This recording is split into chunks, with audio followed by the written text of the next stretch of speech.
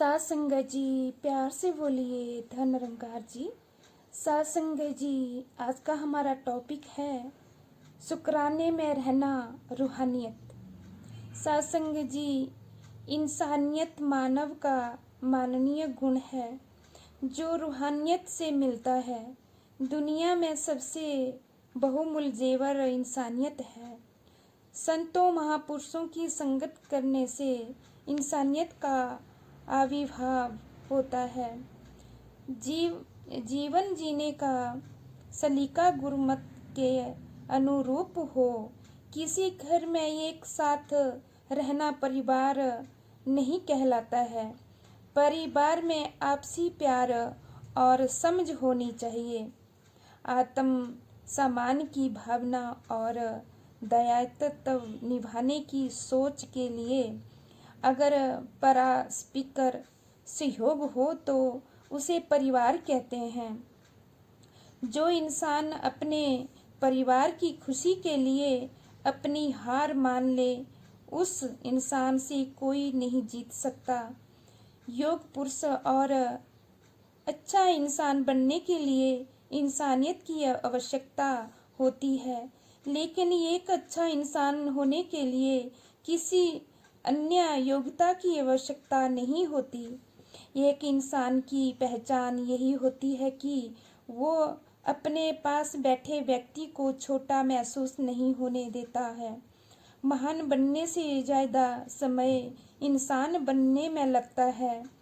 जब हम इंसान बन जाएंगे तो हमारा जीवन आनंद से परिफुल्लित हो उठेगा। 100 अच्छे कर्म से इंसानियत के संस्कार बनते हैं। एक छोटा सा बदलाव बड़ी कामयाबी का हिस्सा होता है। इस प्रकार संस्कारों से बड़ी कोई वसीयत नहीं और इंसानियत से बड़ी कोई विरासत नहीं है। मानव विकास की संपूर्ण गतिविधियां प्राकृतिक पर्यावरण तथा सांसारिक संबंधों की संरचना भी रूहानियत और इंसानियत के शांत वातावरण की अवधारणा पर टिकी है। इंसानियत के रिश्ते में बनावट ना हो तो मुट्ठी भर शिकायतें से दरारें नहीं पड़ती।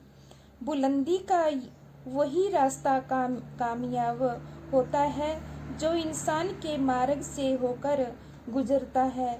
इस मानव समाज को विचारों को कहीं नहीं सुधारकों की आवश्यकता है। इंसान को निरंकार की तलाश है और निरंकार को एक अच्छे इंसान की तलाश है। निरंकार ने मानव को जिस रूप में बनाकर भेजा था, मानव वैसा रहा ही नहीं।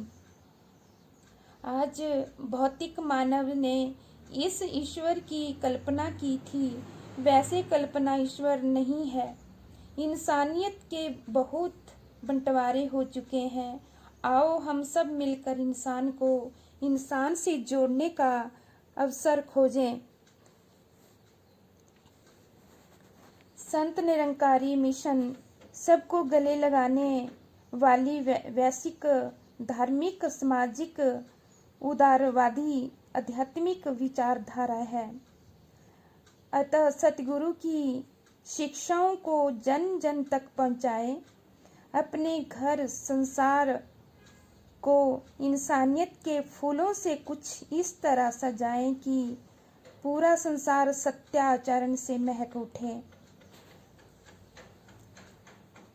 तो सत्संग जी, तेरा मुझको अर्पण क्या लागे मेरा, समर्पण भाव है सतगुरु दातार पार ब्रह्म परमात्मा के लिए, परम महापुरुष के लिए सर्वस्व का त्याग ही संपूर्ण है।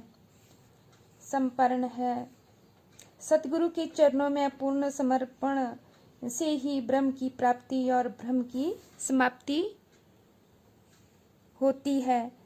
समर्पण से ही पैदा होती है अटूट श्रद्धा और बेगर्ज बेशर्ते आस्था। सतगुरु पर जीवन न्यौछावर कर देने की भावना है समर्पण। जहाँ समर्पण है वहाँ रूहानियत और इंसानियत संग संग है।